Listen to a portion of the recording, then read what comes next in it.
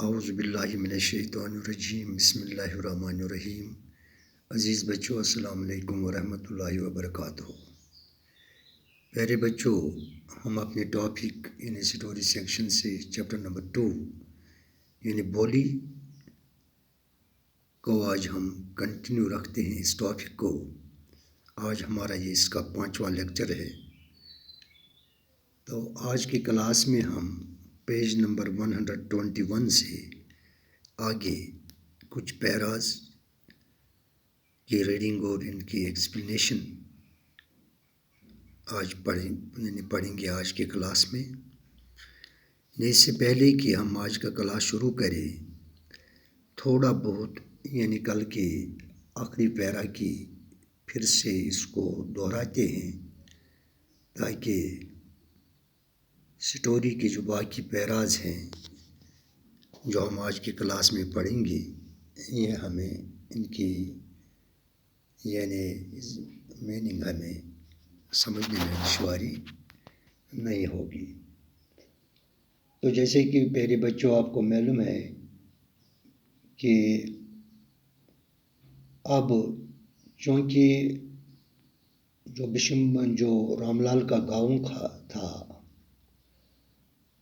یعنی اب وہ بدل چکا تھا، اس گاؤں نے اب ایک چھوٹے سے قصبے کی شکل اختیار کر لی تھی۔ جو وہاں چھوٹا سا پرائمری اسکول قائم کیا گیا تھا وہ اب ہائی اسکول بن چکا تھا۔ وہاں اب ٹین والے چھپر کے نیچے ایک سنیما گھر بھی بن گیا تھا اور کپاس کو دھلنے کے لیے ایک کارخانہ بھی اب وہاں لگ چکا تھا۔ ان کی گاؤں والے ریلوے اسٹیشن پر ایک ڈاک گاڑی بھی کھڑی ہونے لگی تھی وہاں پر اس گاؤں میں۔ اس کے بعد ایک رات کو کھانے کے بعد رام لال اپنی بیوی سے کہتا ہے، تو یعنی اس نے اپنی بیوی سے کہا کہ کیا میں بشمبر ناتھ کی شادی کی پیشکش مان لوں؟ یعنی اب بولی کے لیے شادی کی پیشکش بشمبر ناتھ کی طرف سے ان کو آئی تھی۔ تو یہی بات اس نے اپنی بیوی سے ایک رات کو کھانے کے بعد یعنی اپنی بیوی سے رام لال نے کہا تھا۔ تو بیوی نے بالکل اس سے کہا کہ ہاں بالکل اتنا دولت مند حاصل کر کے بولی خوش قسمت ہوگی، یعنی وہ دولت مند آدمی ہے، یہ ہماری بیٹی بولی کے لیے خوش قسمتی ہے کہ ایسا آدمی یعنی اس کے لیے یعنی حاصل ہو جائے یا مل جائے۔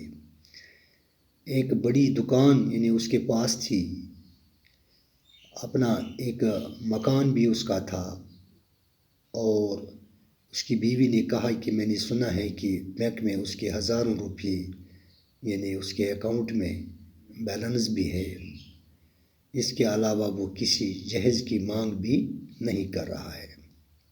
تو یہ تھی کل کی آخری اس پیرا کی یعنی ایکسپلینیشن جس کو ہم نے پڑھا تھا کل کے آخری یعنی اس کال کے چوتھے لیکچر میں۔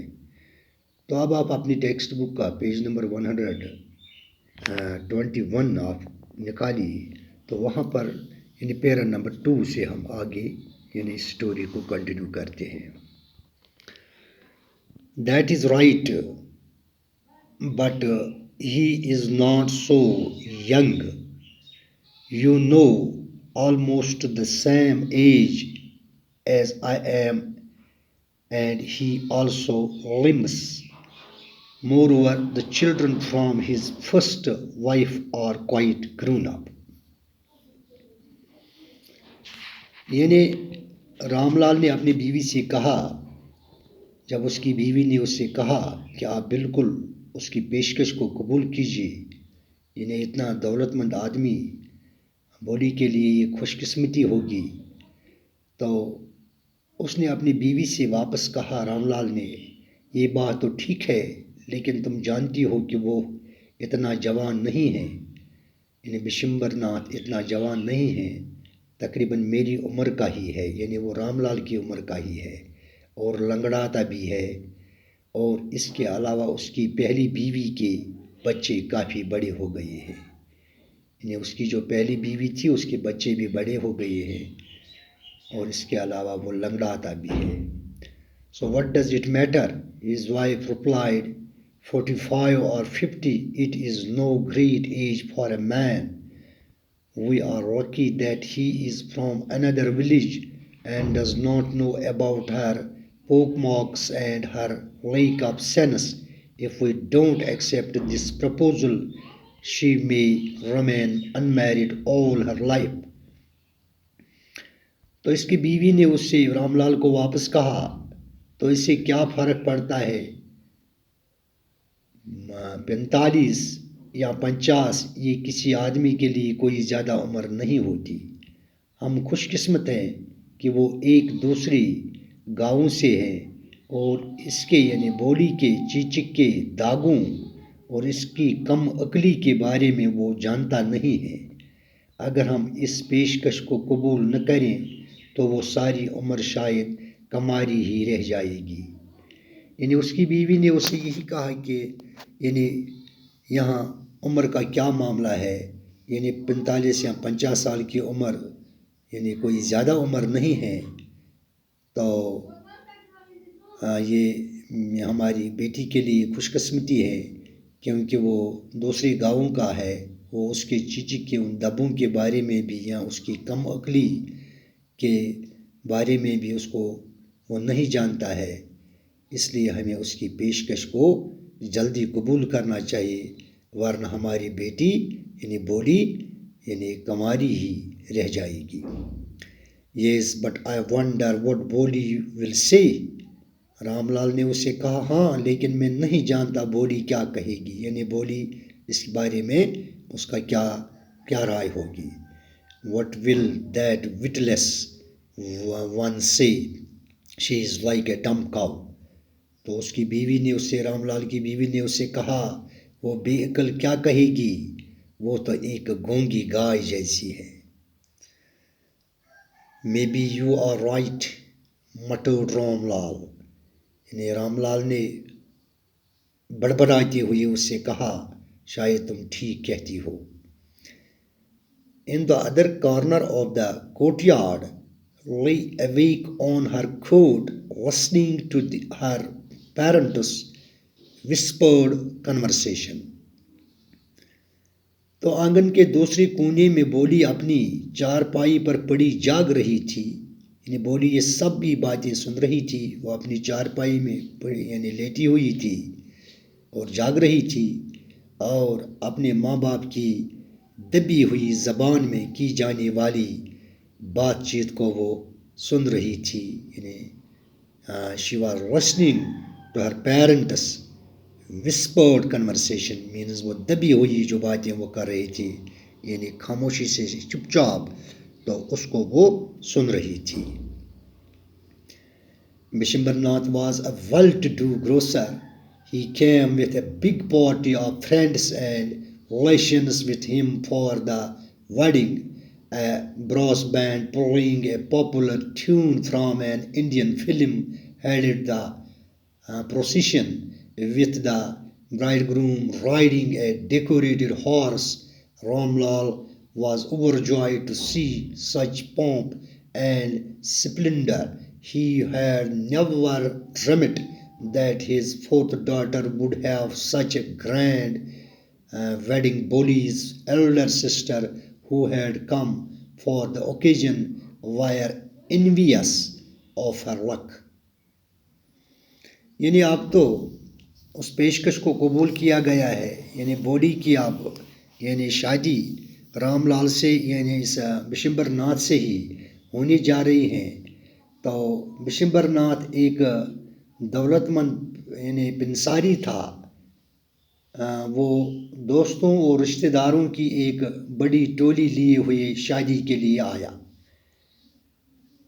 بینڈ باجے والے ایک فلمی دھن بجاتے ہوئے بارات کے آگے آگے چل رہے تھے۔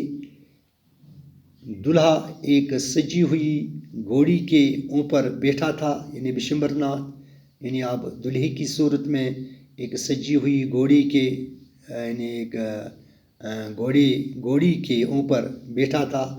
رام لال اتنی ٹھاٹھ دیکھ کر بہت خوش ہوا۔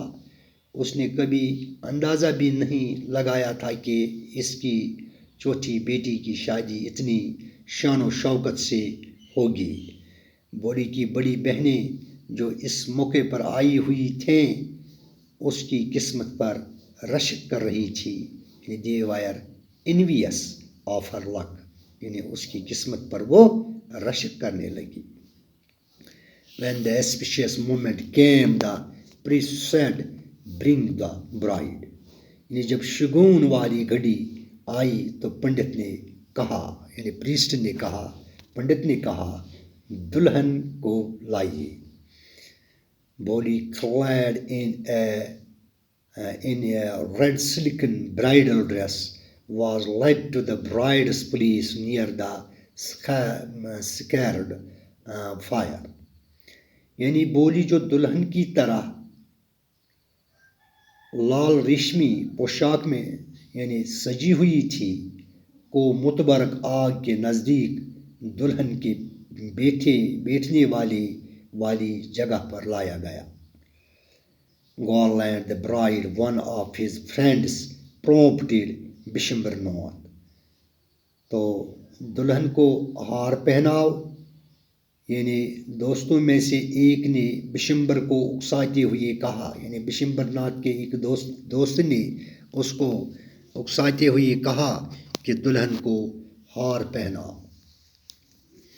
The bridegroom lifted the garland of yellow marigolds. A woman slipped back the silken veil from the bride's face. Bishimbar took a quick glance. The garland remained poised in his hands. The bride slowly pulled down the veil over her face. یعنی دلہے نے پیلے گیندے کے پھولوں والا ہار اوپر اٹھایا۔ کسی عورت نے دلہن کے چہرے پر سے ریشمی گھونگھٹ پیچھے کو یعنی سرکا دیا، یعنی وہ جو اس کے چہرے پر جو ریشمی گھونگھٹ یعنی لٹکا ہوا تھا اس نے اس کو پیچھے کی طرف ایک عورت نے یعنی سرکا دیا تھا۔ بشمبر نے جلدی سے ایک نظر دیکھا، مالا اس کے ہاتھ میں تھمی ہوئی رہ گئی۔ دلہن نے آہستہ سے گھونگھٹ اپنے چہرے پر نیچے کو یعنی کھینچ لیا، یعنی بولی نے جلدی سے جب بشمبر ناتھ نے اس کی طرف صرف ایک نظر ماری تو اس نے جلدی اپنا گھونگھٹ اپنے چہرے پر دوبارہ یعنی گرا دیا۔ Have you seen her? said Bishimbar to the friend next to him. She has poke marks on her face. یعنی بشمبر ناتھ نے اپنے ایک دوست سے جو وہاں بیٹھا تھا اس سے کہا، کیا تم نے اسے دیکھا ہے؟ اس کے چہرے پر چیچک کے داغ ہیں۔ So what? You are not young either. تو اس کے دوست نے اسے کہا، تو کیا ہوا؟ تم بھی تو کوئی جوان نہیں ہو۔ Maybe, but if I am to marry her, her father must give me 5,000 rupees. لیکن بشمبر ناتھ نے اسے کہا کہ جوان تو نہیں ہوں، لیکن اگر مجھے اس سے شادی کرنی ہے تو اس کے والد کو مجھے 5,000 روپے دینے ہوں گے۔ یعنی اب وہ ڈیمانڈ کرنے لگا کہ مجھے 5,000 روپے رام لال دے، تب میں اس کے ساتھ یعنی بولی کے ساتھ شادی کروں گا۔ رام لال went and placed his turban, his honor at Bishimbar's feet. Do not humiliate me so. Take 2,000 rupees. تو رام لال نے اس کے پاس یعنی وہ بشمبر ناتھ کے پاس گیا اور اپنی پکڑی یعنی اپنی عزت بشمبر کے پیروں پر رکھ دی۔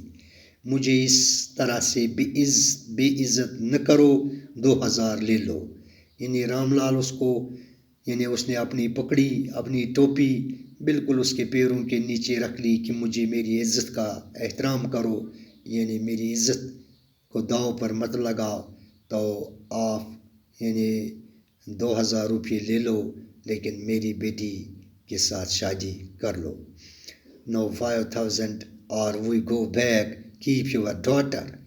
لیکن بشمبر ناتھ نے اس سے کہا نہیں، مجھے 5000 روپے چاہیے، نہیں تو ہم واپس جا رہے ہیں، اپنی بیٹی اپنے پاس ہی رکھو، یعنی مجھے پھر آپ کی بیٹی کی کوئی ضرورت نہیں ہے، میں اس سے شادی نہیں کروں گا، تو اس کو اپنے ہی پاس رکھو، تو ورنہ 5000 روپے مجھے ادا کرو. Be a little considerate, please. If you go back, I can never show my face in the village. تو رام لال نے اس سے کہا مہربانی کر کے تھوڑا خیال کرو، اگر تم واپس چلے گئے تو میں گاؤں میں کبھی کسی کو منہ نہیں دکھاؤں گا، یعنی میں منہ دکھانے کے قابل نہیں رہوں گا، یعنی میرا عزت غارت ہو جائے گا، مٹی میں مل جائے گا، میں کسی کے سامنے اپنا منہ یعنی دکھانے کے قابل نہیں رہوں گا اگر آپ یہاں سے واپس ایسے ہی جاؤ گے، یعنی بغیر دلہن لے کے. Then out with 5000 rupees. تو پھر بشمبر ناتھ نے اسے کہا تو پھر 5000 روپے تو نکالو. Tears streaming down his face, Ram Lal went in, opened the safe and counted out the notes. He placed the bundle at the bridegroom's feet. تو رام لال یعنی اپنے چہرے پر بہتے ہوئے آنسو لیے ہوئے رام لال گھر کے اندر گیا، تجوری کھولی اور نوٹ گنی. اس نے بنڈل یعنی نوٹوں کا بنڈل، روپیوں کا بنڈل یعنی بشمبر ناتھ یعنی دلہے کے پیروں پر رکھ دیا. اور بشمبر ناتھ's greedy face appeared a triumphant smile. He had gambled and won. Give me the gold, he announced. تو بشمبر ناتھ جو کہ لالچی یعنی اس کے چہرے کی یعنی لالچی چہرے کے اوپر جیت کی ایک مسکان برائی، یعنی وہ مسکرانے لگا، یعنی اس نے جوا کھیلا تھا اور جیت گیا تھا. لاؤ مجھے مالا دو. تو بشمبر ناتھ نے کہا کہ لاؤ مجھے مالا دو. اس نے اونچی آواز میں کہا،